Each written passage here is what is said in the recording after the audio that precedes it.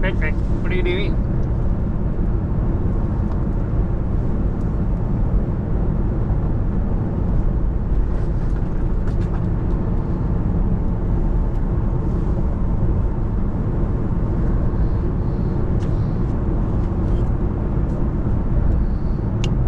What's your coffee? What is inside? What's in my coffee? Heavy cream, honey, collagen. That doesn't have any taste whatsoever, and it's very good coffee. It's the natural from Spencer. Okay. No, that's fine. I have It's coffee. so nice. It's creamy, delicious. I was right. It's With the honey. delicious. Yeah, it's delicious. It's good. It's good, right? Healthy and good.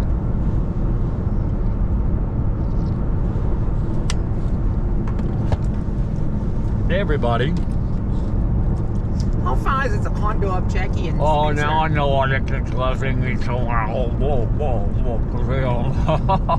Now I figured it out. It's not because he loves me so much. It's because he loves that good coffee so much. Huh, Nick?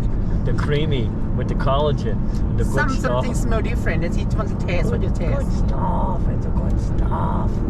It's a good stuff. Oh.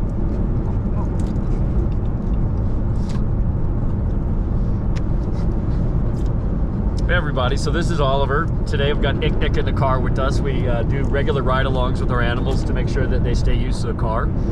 Nick is the best in the car. He's just a happy camper when we're cruising.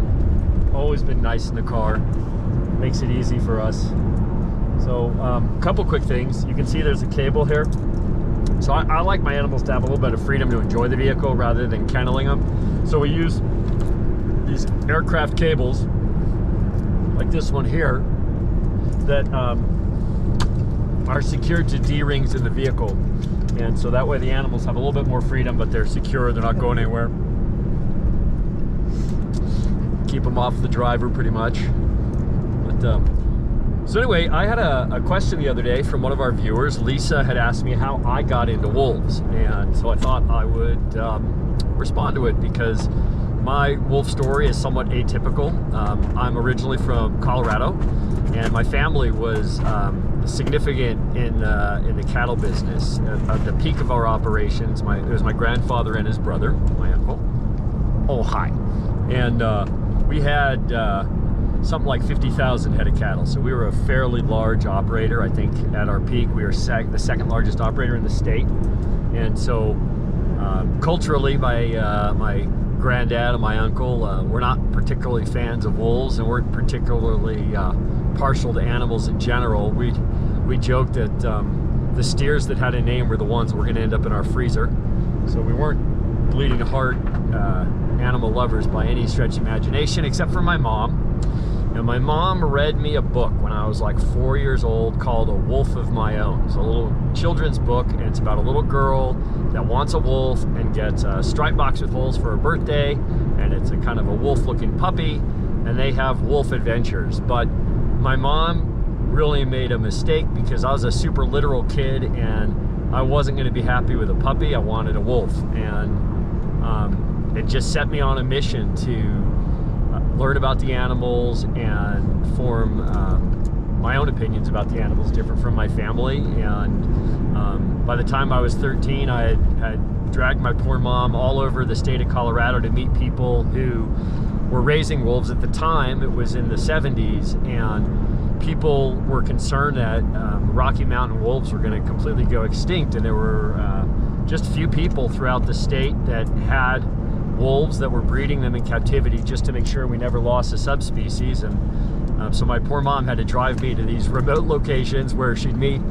crotchety old bearded men that looked pretty much exactly the way I look now. I realize now she was driving me around to meet my future self, and I spent years following around those people and learning how they cared for wolves, and I cleaned up a lot of wolf poop for free in those days.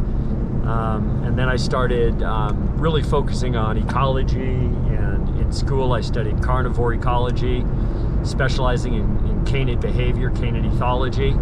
And I got my first wolf dog, a low-content wolf dog, when I was about 18. And And I got my first pure wolf when I was, I think I was about 20 or 21. A professor of mine had been contacted by the state of Colorado. They had seized a wolf from one of these people who they got wind was planning on illegally releasing the animal into Rocky Mountain National Park to try to recolonize the species. And before that could happen, they seized the animal, but it had been held captive too long and couldn't be released back to the wild. And they asked my professor, who was very well known, what to do with it. And he said, I got this crazy student that's set up for that. And that was my first wolf. And that was now 37 years ago.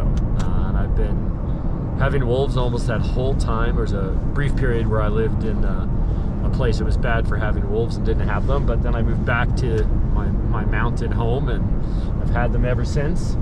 And our mission, we have a small nonprofit. It's called the Tahoe Wolf Center, with plans to expand that operation to an open to the public facility someday in the future. But for now, we have 4 animals plus a Malamute on our property. And we do educational work. We do public programs, both in person and now a lot through Zoom, which works great. We found that particularly younger kids really interact better over Zoom. They seem to be less self-conscious about asking questions when they don't have to raise their hand in front of their other students in a classroom situation. And it's great for us because the animals can be in their natural habitat, not stressed out from being in an unnatural or unfamiliar environment. It gives people a real idea of what these animals are like. And our goal is just to talk about the truth of wolves and wolf ecology, their role in healthy ecosystems and in maintaining healthy prey populations, and as much as possible to dispel the myth of the big bad wolf. Nick here is about as big as they get. He's pretty much a gray wall in front of the camera right now. Hi, Nick. And he's about 150 pounds, which is a very big animal. In fact, of all the animals I've had over the many years, he's the biggest boy, but he's also the nicest. He's really a sweetheart. He's a giant sweetheart. And yeah, so that's an answer to Lisa's question about how I got into it. And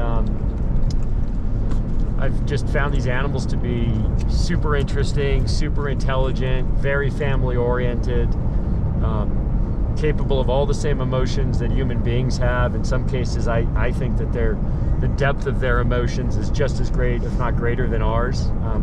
Tanya will readily admit that my female Princess Bitchy Pants, a Kutak, whose name means ice cream, probably loves me more than my mom does. She loves me so much that she'll eat me before she'll share me. And the Nick is our little baby boy, we call him, our pupperton. So I love getting questions like this, so if you guys want to know more about what we do, how we do it, really any question that you can think of, please leave it in the comments, and I'll try to do a video about it in the future. So thanks a lot for tuning in, and I hope you enjoy our channel. What channel is it? My YouTube channel. Yeah.